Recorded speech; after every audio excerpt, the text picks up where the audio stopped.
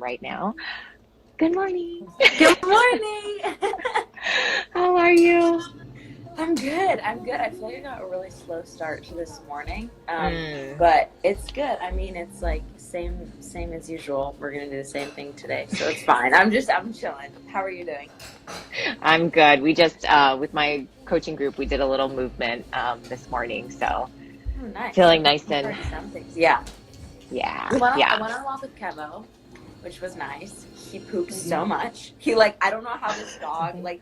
Well, I don't know if your pup does this, but like sometimes I'm just shocked that my dog can poop so much. He's a dog, but still, I'm like, oh my god, what are we feeding you? So And you're that like, was it's the same thing every day. yeah. I'm like I don't understand. But that was the most exciting thing that's happened this morning so far. It's been like a very slow start, but I'm good. I'm glad to Cool. see you. I'm glad to get to chat. I just saw you I yesterday, which is know. nice. I But know. I know. It's just so nice. Just like chat all the time together. So just FYI, I did one with Taylor and we went right through the hour and it just cut off. So that's our time limit. It's like an hour. So got it. yeah, Got it. yeah. Cool. But I think just like when we talked yesterday, there's just so much words of wisdom and reassurance and space that you create that I think is just so necessary and needed right now. So I would love to just make it interview style if you're cool with that. Yeah. Yeah. Okay, awesome. So kind of what we were talking about yesterday, there's just a general theme we're experiencing right now, and I would love for you to maybe acknowledge and kind of just notice or share with us what you see, and also, any words of reassurance for anyone that's watching. Yeah. I mean, there's so much. I've been seeing a couple things. So, the biggest thing that comes to my mind immediately is like how we're responding in our individual lives. So there's like how we're coping with a lot of the chaos going on in the world, right? Like a lot of the heaviness, a lot of the things are happening in this world that I can't control, and my heart's breaking for people that are sick or unwell or in situations, right? Like there's that heaviness going on, but then there's also a lot of us are kind of in this dual scenario where, oh, it's not directly affecting us, right? Like maybe like not directly affecting our everyday. All we're doing is staying quarantined, and that's our everyday. Like we're doing everything that we can be doing, but we're intaking a lot of information about it, and so it feels almost like our mind is completely in the world and in the chaos, but then we like turn on the phone, we sit there, and it's just kind of like, well, I'm either working from home or I'm like figuring out how to transition my work. Like we were talking about with other entrepreneurs, I'm trying to figure out like what to do right now. And so for me and a lot of like my students liberated landing, a lot of the community, I've been talking a lot about what this is bringing up for you, because I think that this is a really excellent invitation to start to get curious about how you feel when all of the things that you've relied upon to like fill your day or distract you or give you like productivity worthiness goes away. And I'm not talking like, hey, use this as a time, like become a transformed person, because that's pressure in itself. Like work on yourself. Like, now's the time. Right. But I'm just curious because so many of the questions I've been getting is like, well, I feel really anxious because like my routine's gone, or this is happening, and I don't know why, but I'm feeling really obsessive about this thing and this thing. And I just find that like what this is doing is really exacerbating what we tend to feel already, which is if you're someone who struggles with being by yourself, or with yourself, I should say, on a day-to-day basis, you don't like quietness, you don't like you always have to have a podcast on when you're walking, or you always have to have Netflix on in the background when you're doing things, or if you're one of those people, this is probably bringing up a lot for you, because it is a massive invitation to be with yourself, and there's not as many options to escape yourself right now.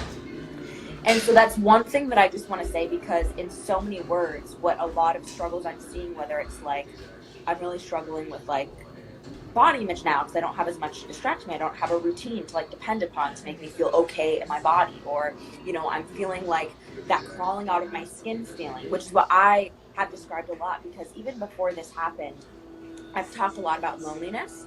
I got married like 2 years ago, and ironically, I've never lived by myself. I always lived with roommates in college. I lived with my best friends, and then I went on to living with other people, even after college. And ironically, when I got married, which is what people assume is like, quote, the cure to loneliness, you're always with someone. My husband travels a lot for work in the second half of the year, and it was like, I had never spent so much time by myself, and all of a sudden in marriage, I felt like I had to feel anything I never felt. The highest level of falling out of my skin had to do with myself, because I was so used to escaping myself and wanting to like not be with myself, that it made it very obvious, and I didn't have those options anymore. I didn't have my husband to talk to or like rely upon, or I didn't have as much to do. And I'm seeing the same thing in quarantine with a lot of like my students and clients. And I just think it's really interesting because this is not like a umbrella for everything that's happening, but I think that a lot of the Jesus still wants that a lot of us are struggling with, I feel like the one thing that we can do is turn back inward and say, well, what would happen if you actually like focus on spending time with yourself, just sitting with yourself? Why are you really anxious about like environments? Like, what are you afraid of? Like, what emotions are those for you? Are you afraid to honor the emotions? Like, are you afraid to sit with yourself? Are you afraid of being in your body? Why? If you're going to experience discomfort, like what's going to come up? And I think that I'm rambling a lot. I apologize. But I just like this. I appreciate it. The rambling is where you are like, you have all these like mic drop moments. I do like nothing but ramble, quite frankly, my whole job. It's so good. But I wish I could ramble that well. I just think it's so important, because a lot of the issues I'm seeing are just like cover up. I think what your body and soul is asking you for is like, you need to spend time with yourself. And at the end of the day, what I had to ask myself is like, why is it that spending time with myself is the last thing I do? Like, and the truth was, I didn't pick myself. I at first didn't really know who I was, because I had spent so much time being whatever I wanted to be. So being with myself was like, I don't even know who that bitch is. Like, I don't know who I am. I don't know what to be if other people aren't around me. Right? And so I didn't know, even after this journey, it's like what happens is you get to know, you discover and are confronted with a lot of things that maybe you don't like. I'm not comfortable in my body. I don't like this about myself. I don't know. I don't recognize this person. I haven't dealt with this one. I haven't dealt with these feelings. And so I almost describe our relationship as like a marriage, because there is a gravy attached to your rice. And a lot of us function like we're in very broken, distant marriages, and I've also sometimes feel like you need to be in marriages. Like you need to be like no holds barred, like no distractions, like you're not gonna until you guys start talking. And like that's what the quarantine is like giving us for a lot of us. No, drop. Who have things to do, you still, it's like this global shifted mood where like all of a sudden we're all forced to be with ourselves more. And how you're responding to that, I think, is very telling. And just like an invitation, like, does that freak you out? Does that scare you? Does that make you anxious? Like, why? Why does that make you anxious? You know what I'm saying? Yeah, and I think it's such a like the way you describe it too, it's an invitation, right? So it's non-confrontational. It's like, let's lean into this and be like, wow, she's inviting me to get a little bit more close to the discomfort, or why I've been in avoidance, or why I've jumped to relationships and sought my identity in other people. And I think that's hugely relatable for sure. Yeah. And I think it's like, there's like a duality, a dichotomy to what's going on, because I do think that a lot of us are coping. It's like a macro level and a micro level. So on the micro level, that's what's happening, right? So like inability to sit with ourselves, but on a macro level, we are having to be confronted with how little we control in this world. A lot of us don't have to deal with it on a day-to-day basis. A lot of us don't have, all of us don't have barely any control in the world, right? But a lot of us don't have to be confronted with that in our everyday. We do our thing, we have our job, we have our routine, like we're not, and right now there's like a global event happening where there's no illusion of control, right? And how you're dealing with that is also an invitation, like a very interesting idea to look into. And this is why whenever we talk, when we talk about body image, we're talking about like person image, like deep-seated issues, and ultimately a lot of this comes down to you can't talk about that without talking about control, and you can't talk about control without talking about like, are you building your confidence and empowerment and security on a false sense of control, or are you able to be peaceful knowing you don't have control? Those are two very different things. A lot of people that build their confidence and empowerment about like, well, I can control these things. Like, now I'm comfortable. But what happens when shit is falling around you? Are you still able to feel okay And I think that is the difference that this event is bringing up in a lot of us. Like how much of the confidence and security we had was built on a false sense of control. And then how much of it is actually built on this person could be saying this thing, this thing could be happening, and I still like am okay. That doesn't mean that hard emotions aren't there. That doesn't mean they're not mutually exclusive. Shit gets very hard, but the liberation, the peace, the like groundedness will remain if it's actually built on, no, I actually can remain peaceful amidst acknowledging my lack of control. Like that does not shake me. Does that make sense? Yeah, and chronically coloring is mentioning she's like so many control issues. I go back and forth between both. Yeah. And I think back and forth go ahead. between both what? I'm just curious, back and forth between both what? Both, I guess, like forms of liberation that I was saying, like I want peaceful. Yeah, like acknowledging that there's like I can't control this, but maybe these are the pieces I can. Mm-hmm. Yeah. We'll see if she responds for sure. Yeah. Yes. Yeah. Okay. So back and Okay. forth. So, We're like, yeah. and that's Okay. ultimately like, you and I are having this conversation not to say, hey, like if you notice that, and I'm speaking to you and you're like, oh my God, I resonate with this. It's not, okay, go fix it. Like you're not broken. I think the first step in anything is always awareness. And so you have to bring awareness to what this is bringing up. Like that's why I keep calling it an invitation, because I think what's very easy to do is just to be like, I'm not going to acknowledge any of these things that are brought up, which if that's what you got to do to survive, you got to do that to survive, and that's okay too. Like there's no judgment, but there is an option to see this as an invitation. And then once you have brought awareness, the next thing you do is to really manage what we call like meta emotions. So when you bring that awareness, what happens? You shame yourself, you get really frustrated at yourself. You're like, oh my God, yeah, like I totally struggle with control issues. Like it's so annoying. Like I can't believe I do this, you know? How are you meeting yourself when awareness comes up? Are you meeting yourself with compassion and grace and understanding? Or are you meeting yourself with judgment and shame? Because that in of itself, how you react to what's being brought up, is where a lot of the magic happens, where you have to practice the muscle of self-compassion, because that will actually bring about a lot of transformation, the simple muscle of like having to respond to yourself with care. Yeah. Mm-hmm. What do you think, Alyssa? No, I mean, I totally agree. I think it's, am I echoing by any chance? No. I don't. Okay, cool. So, okay, cool. So I think just for people to hear that it's a invitation, I think that brings a different lens to how we can step into this new unpredictable, I don't have control situation. I think it's just more welcoming. And I think sometimes we're like you had highlighted, we're not forcing you to do anything. We're not telling you what's right or wrong. We're not forcing you to lean into this as well. But it's like the obvious is that it's giving us a huge opportunity to you are going really take a lens. Oh, I am. Okay. Yeah. Let me see. Let's do this.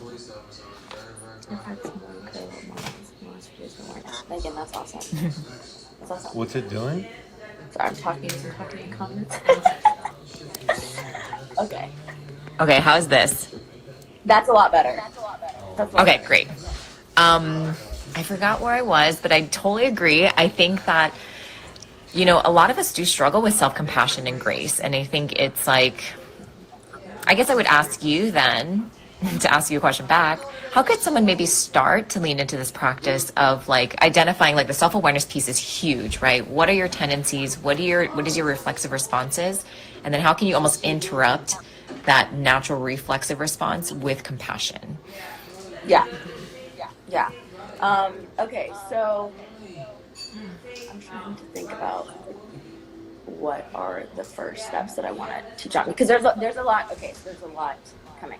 I think one of the biggest things that comes to my mind is actually you need to develop the skill of honoring your emotions and not suppressing and or redirecting your emotion, because a lot of the reason why we meet ourselves with shame and judgment is because we're actually not used to making a safe space for us to feel what we're feeling. We don't honor feelings, we just have meta emotions. So we just have ideas about what we should be feeling.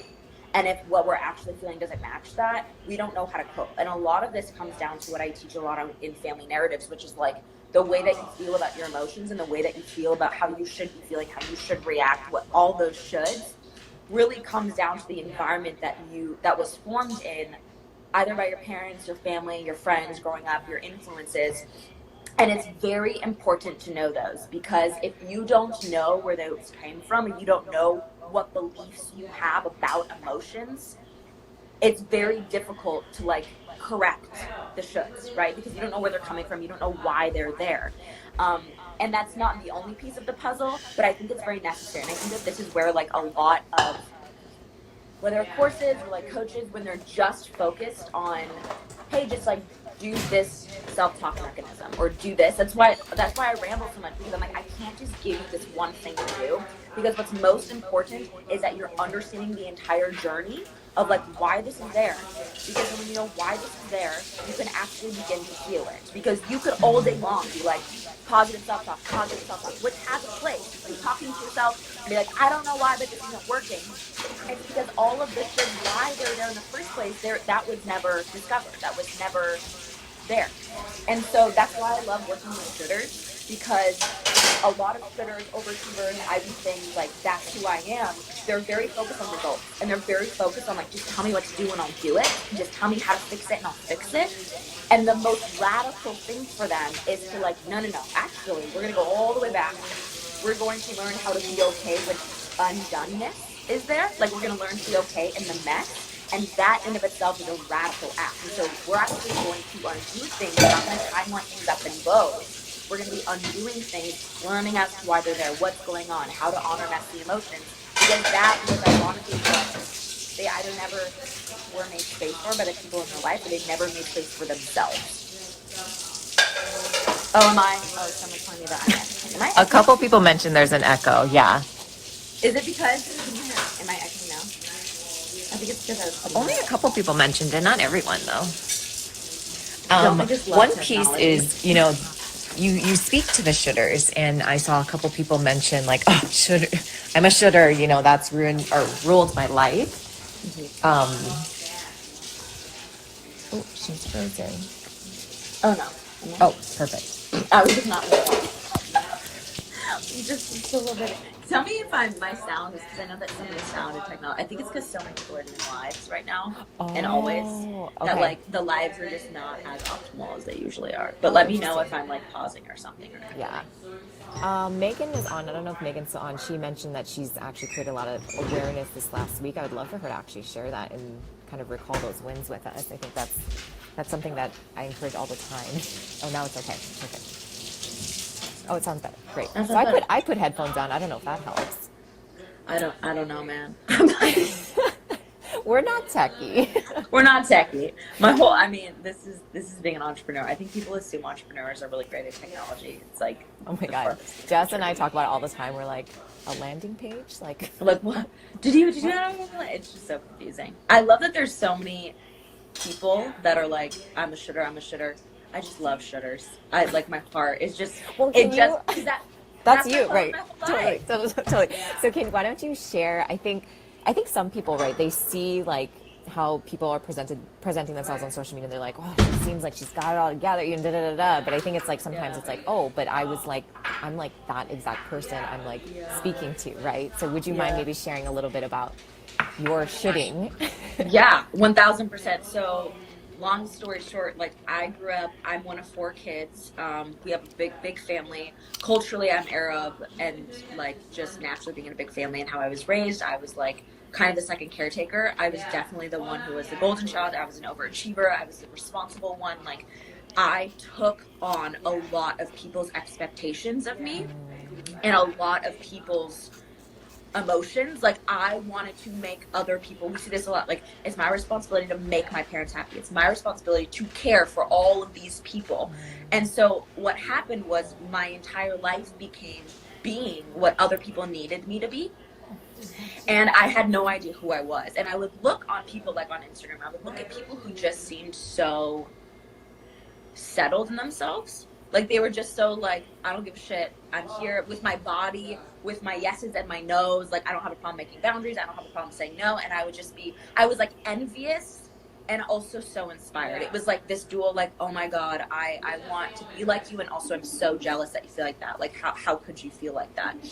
And so honestly, through a lot of deconstruction and messiness and exactly what we're talking about, I became a completely different person. But I always like to talk about the transformation because I think that it's really easy for people to sit into like, this is always how I've been. I can't even imagine being able to make boundaries like that. I can't even imagine feeling free in my body. I can't even imagine that.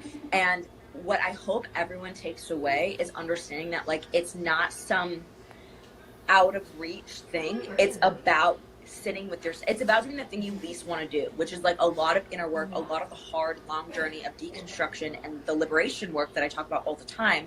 And it's very messy, which is why I think a lot of people don't do it. A lot of people would prefer like glamorous, like just give me mantras, just like give me like positive self-talk and like just like help me love my body, like just like it's all gonna be better. Like, you want lasting liberation, you want the lasting empowerment, like that shit's really hard. And ultimately it comes down to like having to do all the work of seeing why you're here, which is like family narratives, how I grew up, coping mechanisms, the meta emotions you have, like a lot of these psychological terms, and then how do we meet ourselves differently than we met ourselves? Because chances are, if you're a shitter, you are motivated by shame. Chances are, if you're a shitter, you're motivated by harsh expectations. You're very critical of yourself. That's how you operated. So now you're having to adopt an entirely new operating system, which takes a lot of time and practice. And through the unsexy, not glamorous, but necessary work, you like create lasting, complete transformation for how you're seeing the world, for how you're seeing yourself, for how you're feeling in your body, for how you're feeling in your life. And that is like, oh, it's so worth it. It's just so worth it, you know? Resting Jesus, she's like, thumbs up, this is so good. I love it. I know there's so many like comments. I'm talking. Yeah, I mean, the one thing that I think hits the nail on the head is that you're fueled by shame, right? It's just like that, well, the people pleasing side of it too, and it's just, I feel like I'm echoing again. It's just, I mean, how nice is it to hear someone talk about that, right? Like really address that and tell you that it's not about the feeding of like positive affirmations. It's like, okay, with the time and the stillness, what is it like to sit with yourself, and what are the feelings that come up from it? Yeah. For myself, when I was like pursuing a specific body, after the superficial work of trying to improve my body, I remember having a conversation with my friend, and it was like, I actually just want to be loved. Like at the root of it was like, I want to be loved, and I was chasing what I felt would make me loved, right? Yep. And it was like that feeling of like, oh, but it felt so good. I mean, you always use the word liberated, which obviously your program is called Liberated Landing, but it's like, it did feel very freeing. Yeah. Like, that's what I'm seeking. Like, yes. I Well, want and to be loved. it's really interesting. I have an entire chapter in the course that's all about vulnerability, because I think that this is like the crux of the journey that a lot of people want to skip over or like miss. And Brene Brown defines vulnerability as emotional risk. And essentially, what a lot of us shitters are trying to do is, the thing we most want is what? To be loved, to be seen as we are, and to be told that like we're wholly accepted and loved. But we don't want to deal with the risk of what the possible rejection and the messiness of like feeling so exposed. And so we try to anticipate what people want to become that, so we can avoid the risk and know that we're loved. But ironically, in doing so, we end up getting farther away from that feeling of being seen and loved. Because even if I use the example of like a relationship, right? So a lot of people really struggle with like, if only I was thinner, if only I had clearer skin, if only I looked like this, like I would date more, like more people would love me. But then if we played that out, what you're really saying is, I really want to be loved, and I think that changing this about me makes me more loved. It makes me closer to that unconditional like loved acceptance place. But let's like walk that out. Let's say you changed what you looked like, and then the person noticed you, and then they're like, oh my God, I'm in love with you. That would feel so icky. That would not sit well. Like 1000%, what would end up happening is it would feel so isolating. And I know, because I've been there, and everyone that's ever been there ends up questioning that love, because that's actually not what you wanted. You think it'll feel like unconditional love, but because you put conditions on how you're presenting yourself, it's always going to be conditional. You know what I'm saying? And And I think that's why vulnerability is Oh, so wait, important. say that because, again. Okay. Say that again. It's, Just like you can say the exact same thing, I just feel like it's so worthy for people to hear the conditions that we put on ourselves, right? If you are seeking unconditional love, but you're presenting yourself with conditions, the love you receive will always feel conditional. And it has nothing to do with the other person. They could be a shitty partner that's like totally only liked you for your looks, or they could be someone that it doesn't matter like what messiness you're bringing, and they're like, no, I love you. If you yourself are trying to avoid the vulnerability, you can't sit in it. You can't sit in the love because you won't believe them. You'll be like, no, if only you knew this about me, like you wouldn't love me. No, if only you knew this. And that is why vulnerability is so important, because we've developed all these defense mechanisms to avoid that vulnerability, and it's keeping us further away from the love and acceptance that we so desperately want with other people and with ourselves. You know? Look at all those hearts coming in. Everyone's like, yes.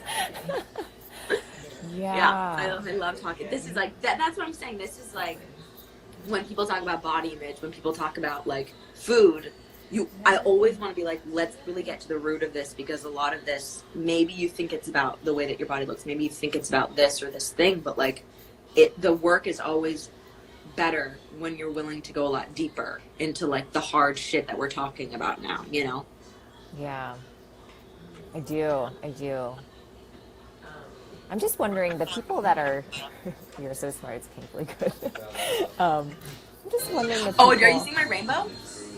What's that? Oh, I thought you just said that you saw my rainbow. I have a rainbow decal, and so I didn't know if you were seeing my rainbow, that it was reflecting or something. Oh, no. So what about the people that maybe don't know that it requires that deep work, right? Don't know that it requires that messiness and the stuff that you said, it's unsexy, you know? But it's like almost guaranteed that you'll create that kind of like trajectory for yourself. Yeah. Wait, reframe that question if you don't mind. Yeah, let me think about it, because I don't want it to be like, well, do this. I think, well, let me just say this. I think people are surprised that in order to get to that liberation, it took all these other types of conversations, all these other kind of like different type of work. So where is maybe that first conversation? What does that first conversation look like? Yeah. Okay, so there's a couple things that are coming to my mind. One, I think you should practice vulnerability first and foremost with yourself. Like, again, you're in a marriage with yourself. Like, I really think it's helpful to think about it like that, because we somehow think that we can like bullshit ourselves. Like, we know the things that we're most hiding, and we keep them under the bed. And what happens is, the longer that we keep them under the bed, the bigger of a monster they become, and they end up taking up so much space. Shame festers in silence. And so if you keep it silent with yourself, with talking, with emotionally healing, with yourself and with other people, because I think both are important, the bigger it will become. And so first and foremost, I think it's really important, again, I keep talking about awareness, but awareness is really important. So being very honest with yourself about like how you're feeling, which again, I know I'm like connecting all these dots, but if you have issues about honoring your emotions, you have issues about shoulds, you're going to suffocate how you're truly feeling, because you're not even going to allow yourself to acknowledge like, I'm feeling upset right now, I'm feeling hurt, I'm feeling rejected, I'm feeling this way. All that's going to come to your mind is, I should be feeling this way, and I don't know why. And like you're like in conflict, and that's that feeling of like, I'm mad and I'm irritable and I'm annoyed and like I don't know why, and like what's going on. You know what I'm saying? We've all been there. And so honesty with yourself is so important. Like the ability to just recognize, what are you feeling? Not what you should be feeling, not what you should be thinking, but what are you feeling right now? Be very honest with yourself. Even right now, let's say like in the quarantine process, I've had a lot of people be like, I should be more freaked out, or I should be calm, or I should be this. It's just like, it doesn't fucking matter what you should be. Like, what are you feeling right now? Well, I actually feel like kind of happy that I finally have a permission slip to relax, or I'm actually feeling like really nervous about like, maybe I'll lose my job. You know, like whatever you're feeling, acknowledge it. And that is an act of radical honesty with yourself. And then I think it's helpful to practice vulnerability with safe people. When I say safe people, I mean people that are... Wait. Yeah. That was when she was in Area. How do I say this?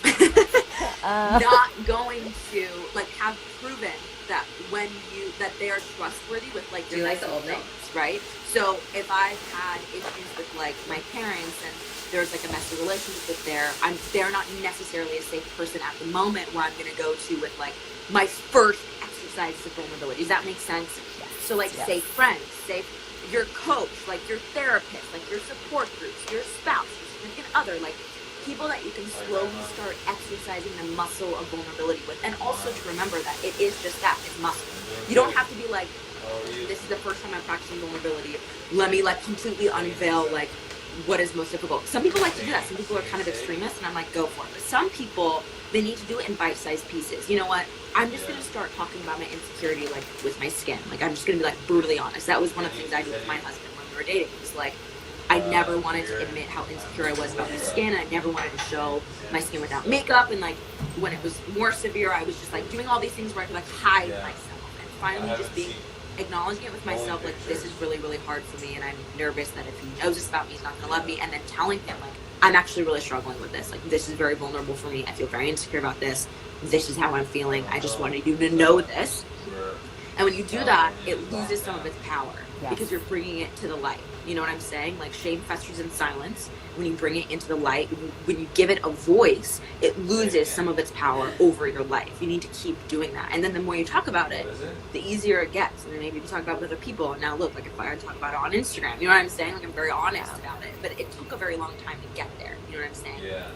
Yeah, we so powerful. Number one, in our coaching group, we had Lily come on, who was one of the women I did live with, and she said how she maximized she journals a lot. And she realized that through her journaling, she wasn't being honest. And she had to tell herself, like, the only person that's going to read this is me. And so that almost the same invitation, right? It opens up that door, like, okay, I'm going to start being so honest with myself on paper, get that stuff out of my head onto paper, which again takes a little bit of that power away. But the sooner you can actually become more honest with yourself, right? It just allows this whole process of unraveling, of liberation to occur without so much conflict, without so much of the shoulds or the confusion. Totally. Yeah.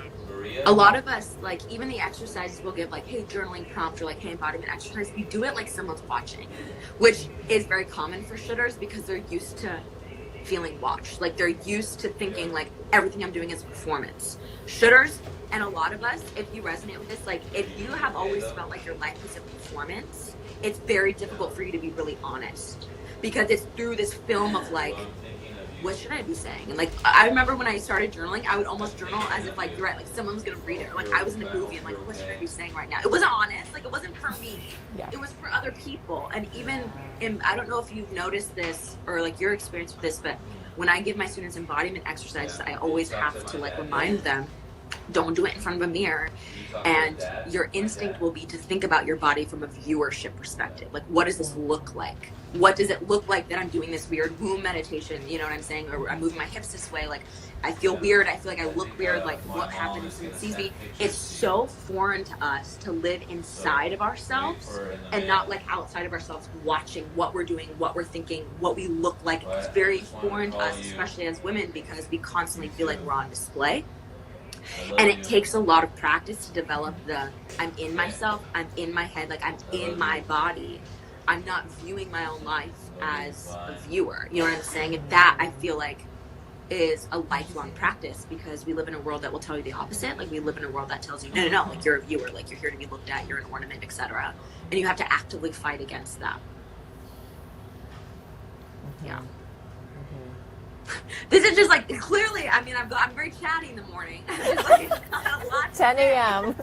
This is the sweet spot to get Jess rolling on her what she talks about. Yeah, sad but true. Dressing in Jesus, it's sad but true. But that whole ornament kind of, you know, example that you gave, I think that's, you know, as women, it's just hard. You know, it's so much repetition, so much practice to move away from that reality, so to say, you know.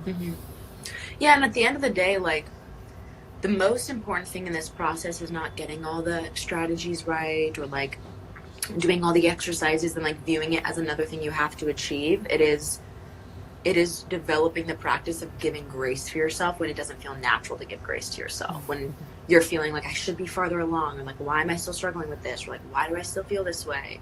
You know, like, what would it look like if, as you were struggling, you met yourself with all the kindness and compassion like you were a child? Like, that would be a very radical difference in a lot of the ways that we treat ourselves now. And I still have, again, it's practice. I teach this stuff, and I'm like, I'm not gonna lie to you, it's still a practice for me. Like, it's not something that you're like, I'm gonna like do it once and everything's gonna magically change. It's like, you have built years and years of being motivated by shame, of like treating yourself really harshly, of like not being kind to yourself. It's not gonna change in a minute, you know what I mean? This is a new way of operating. It's not like gonna be done for you. You're not on automatic. And so give yourself grace. Too is that when you are in people pleasing, you know, when you are in that kind of state, you're going to have some sort of positive reinforcement too. So that's going to be confusing as you try to step into a different space with your 1000%. With setting boundaries and things like that. Yes, exactly. You're spot on. Which is why in Liberated Landing we talk about, or I guess I should say, like, when I talk about liberation, I'm very like, you will still probably care what other people think. That's not something that I'm like, oh, like, yeah. The difference is understanding that your way of living, where you lived for other people's approval and they gave it to you, is no longer a sustainable way of living if you want to be happy in your own life. It's either their approval or it's your approval. You got to choose. You know what I'm saying? And it's actually more like, what you develop is you begin to choose yourself, so that even when people are like, you changed, you're like, you're not doing this for me, or like, you're not serving me this way, you're not giving me everything, it could still hurt because you've developed like, oh, I feel guilty or I feel this way. But you have now valued yourself. You've gotten very clear on your value, that you're like, I'm choosing me, not selfishly. It's not selfish. It has nothing to do with like how much I love my family or how much I love my friends. But it's like, when you make boundaries, when you choose yourself, the choice becomes very clear. Like, I am no longer degrading my value so that I elevate all these people above myself. Like, I know who I am and I know my value. So it's almost like I can't not choose myself. Like, I can't not choose myself. You know what I'm saying? I do know what you're saying. Alyssa, do you know what I'm saying? I just like nod along. It's so funny. Like, you and Taylor, I had Taylor on, and I'm just like this the whole time. I'm just like, yes. So Dusty Henrahan said that I constantly tell people to give yourself grace, but I felt to do it personally. And same, right, Dust? Like, I mean, Dusty's actually in Liberated Landing. It's so nice. So glad you're here. Yeah, it's this is classic sugar too, right? Because a lot of us are the ones that are like, we're the person for everyone else. You know what I mean? Like, when I was in the midst of my sugarness, I could counsel people. Like, people would come to me and be like, oh my God, like, you just always have the right thing to say. Like, I would tell people to give grace to themselves. I was the person that other people like leaned on. But we really struggle with extending it to ourselves, and that's because at the end of the day, like, the value of how we saw ourselves is vastly out of whack with how we were giving value to everyone else. And so the solution is not to be like, okay, don't value everyone else. You know, the solution is like, make sure that you're continually raising the value of yourself, so that you are no longer completely out of, I want to say erased. That's not the last term. I'm thinking of like, when something's completely out of balance. I don't know. You know what I'm saying? Because you want it to really record what it it. comes down to is like, I was like, well, you're trying to get rid of it? It's like taking a treat lot. myself the way that I was treating people that I love. And that was an inward problem. You know what I'm saying? That was like a me, myself, and I sitting with myself. Why don't I like myself? What are you guys holding up being in the equilibrium? Thank you. shelter in place? Oh, bless you. Thank you. I'm like, catch up on things. Yeah, that's exactly what I was thinking. Thank you. They're in shelter in place too, huh? It was interesting. I was on a call earlier, and this person's therapist. Yes, they're for the home care. That's what, like, with yourself. And so kind of like laugh. Let's talk about that, right? When the weather gets better, this kind of conversation, relationship that you're reestablishing with yourself is so. You know, going out in front is good. Going in the back, you know. And I love it. It's like, you do need to be in couples therapy with yourself. And the reason why we laugh is because we're like, that's so ridiculous. Like, it's just me, myself, and I. That's the way that we have severed our relationship with ourselves, we basically made ourselves too. We have like our bodies, all the emotions and the shit that we don't, yes. And then it's like all of the shoulds that we present ourselves as. We are living as two different people. There's massive chasms and segregation in our life.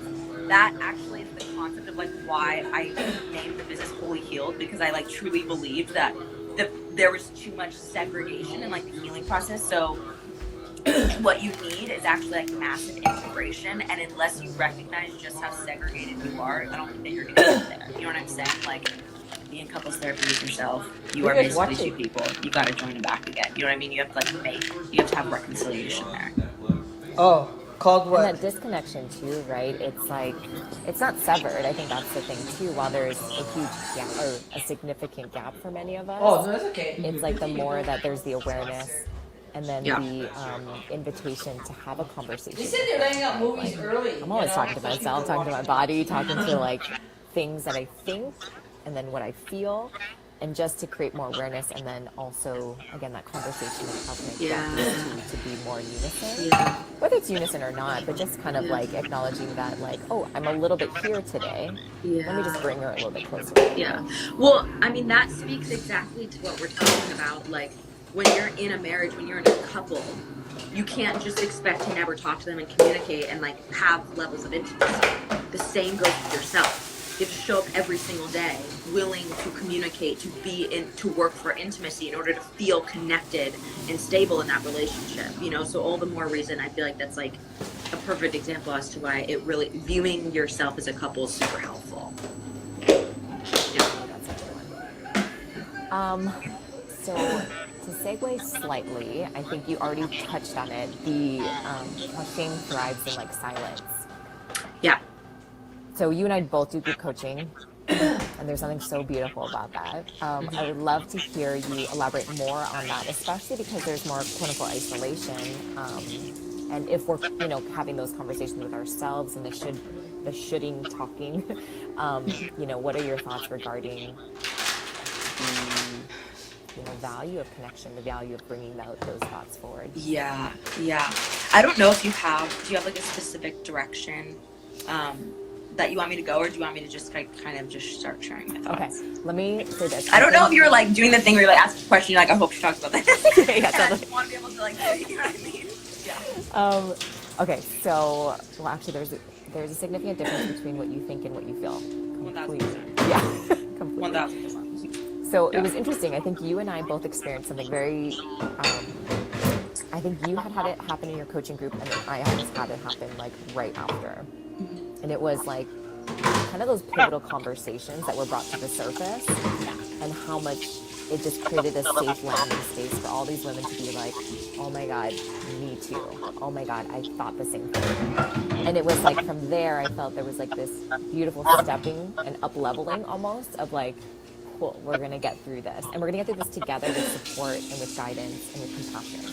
Yeah. So, yeah, 1,000%. So something that's really interesting, I think this is what we're touching on, but in my group called with Liberated Landing, I don't have like an age niche. I don't have. I make sure that there's women, like we've got women in their teens, we've got like 18 and 19-year-olds, we've got women in their 40s, and we've got women from different walks of life, different backgrounds, different like ethnicities. We've got a melting pot of traumas. Like we've just got a whole bunch of things, and I did that on purpose because I truly believe that a lot of times when we struggle in community is like a lot of times we talk about a lot about like the value of Me Too, which is important. Like when someone shares and you're able to be like, oh my God, Me Too, that's so powerful. But what happens then is we kind of lose the ability to what happens when someone shares an experience or a feeling that like you don't have experience with. What then? And so what I was seeing was a lot of women in the call were like, I don't, like my trauma is not as bad as hers, or like I don't relate to that. Like I'm in a completely different stage of my life. Like what happens then? And it was causing them to be like, I don't think I can share because like I don't want them to feel like whatever. And like the ability to say, even when I don't understand, I can still show up for you is such an underrated ability.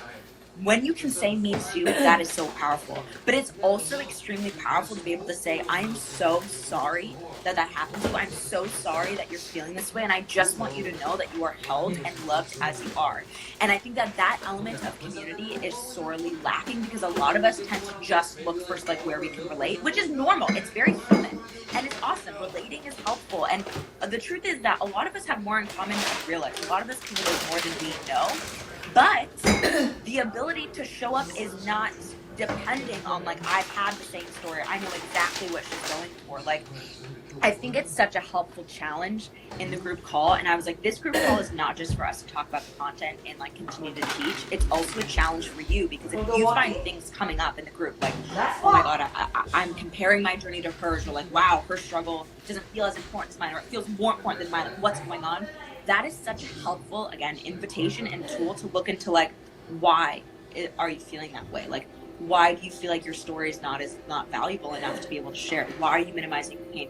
Why are you feeling resentful that this person had a quote like easier time in their body than you had? Like let's dig into that. Let's use it as a tool to get to know yourself better, and to always use your responses from other people, like how you're responding to other people, as an invitation to really look inward at yourself. Yeah.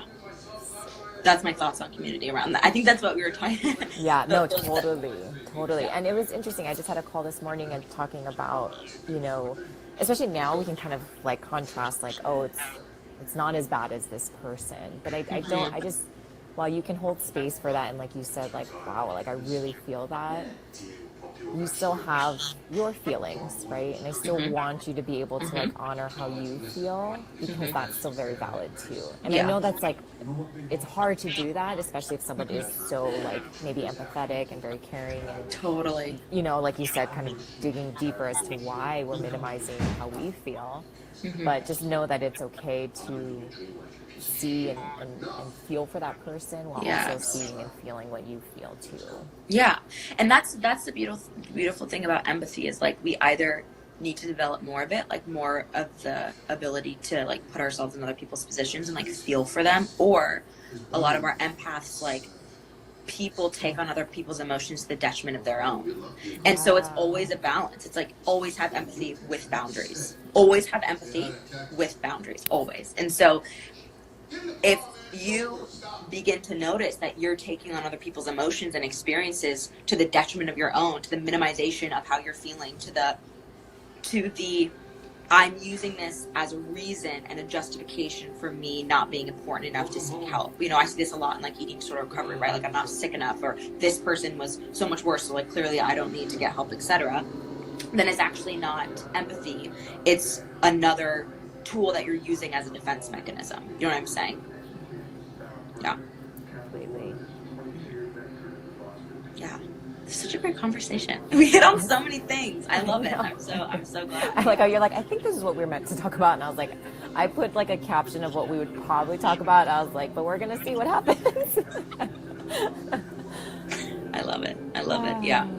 But it's at the end of the day, like, I think that as long as you're kind of approaching everything as like, could this be an invitation to extend more grace and compassion to myself, and also help me learn about what's going on internally, then where can you go wrong? Because you're not, again, with the perfectionism and the shoulders, like, you want everything to be done. I get it, because I felt the same way. But one of the best things for you is to learn how to operate in process, to always be in process. And so like, the idea that, oh, I'm actually content with like being in the messiness, because I know that I'm slowly learning and I'm like growing and I'm figuring this out, as opposed to I'm not done yet, and that makes me really angry with myself. There is no done, and the belief that there is a done is actually causing you, it's really stunting your growth. Yeah, Dusty said it's been a huge eye-opener for me to dig inside myself, to find the why, to find preparing myself to do this. Yeah, it's huge. The digging is helpful. My fucking program should just be a picture of me with a shovel, because that's like all we do. It's like, we're digging. It's just like, I just love it, because I just think it, you're right. Like, there's something really powerful about being like, wow, I've never allowed myself to like give like this is why these things happened, and this is why I have the defense mechanism. This happened, and this is why I feel this way about emotions. Because there's something really relieving about that. Like, oh, and it's not about blaming. It's not about saying, oh, it's not about using it as like a, oh, well, that's just who I am. This is what happened. It's actually very liberating to be able to be like, wow, now I can work with this. Like, now I can move forward. You know what I'm saying? Yeah. Oh yeah, so good.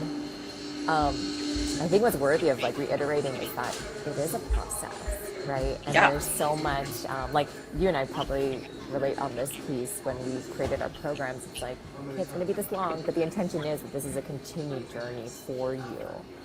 And, you know, I don't want to falsely promise that within these weeks you're going to be good to go, but it's like, no, like let's have you step further into this process with more compassion, more certainty, more self-awareness to continue this for different changes in your life. And I think if you can continue to speak about it being a continued process, hopefully people will feel less, you know, badly or like that urgency and that deadline. It's like, no, there's no deadline for us to meet right now. 1000%. Which I think is like something that we do, and our intention is to do, but just always expectation settings. Like, this is a lifelong journey.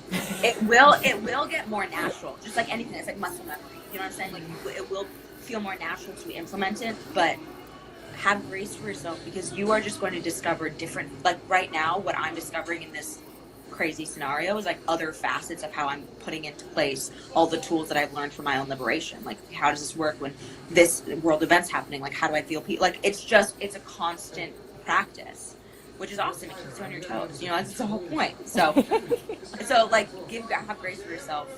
You're so loved, and there's no destination or I'm fixed, I'm ready now. Like, no. It's all about learning how to be content being a person in process. Oh, so good. So good. Okay, well, is there anything, just want to be conscious of the time, is there anything else that you would like to maybe share, touch on, or any questions maybe people have too? I don't think so. I actually feel like we covered so much. Thank you for all. I'm hope that this like speaks to a lot of people's hearts. And just know, I guess like the last thing I want to say is we're at a time right now where there's like a lot of feelings and emotions. Number one, I want to really, really encourage everyone to be very vigilant about protecting themselves from a lot of internet exposure. Just because the amount, like, your responsibility is this big. You got to social distance. You got to stay safe. Like, focus on what you can do. And be very vigilant about like mental clutter. Now is not the time to be consistently emerging yourself. And it doesn't mean that you're ignorant. It doesn't mean that you're choosing. Like, that's not at all. It's so self-protective. And now of any time especially, it's so important to be very vigilant about that. And two, whatever you're feeling, whatever's coming up, honor it. Like, there's no wrong way. There's no guilty. There's no shoulds. Like, practice just, oh, this is how I feel. Okay, this is how I feel. And honoring that, you know? Meghan, I did read your wins. That's so awesome. She was mentioning how she was disconnected from her phone, and then when she got back into like internet connection, she was getting really like this like almost like full body experience of getting those texts. And she's like, they were just highs and how are you doing? But it was like just this overwhelming feeling of, it's overwhelming. You know, Yeah, 1000%. Yeah, but this has been so good. This is a great talk. We covered lots of things. We did. Thanks for having me. Yeah. Oh my gosh. Thank you for being here. And thank you guys for engaging, asking questions. I mean, this is what it's here for, is to actually add those free, like that free, but those times of where we can have conversation and add more support to what's going on right now. Yeah. Thanks, Alyssa. You're welcome. Ooh, bye, friends. Wow. Yes. Bye, everyone. Thank you so much. Thanks, Jess. Bye, friends. Bye. Oh.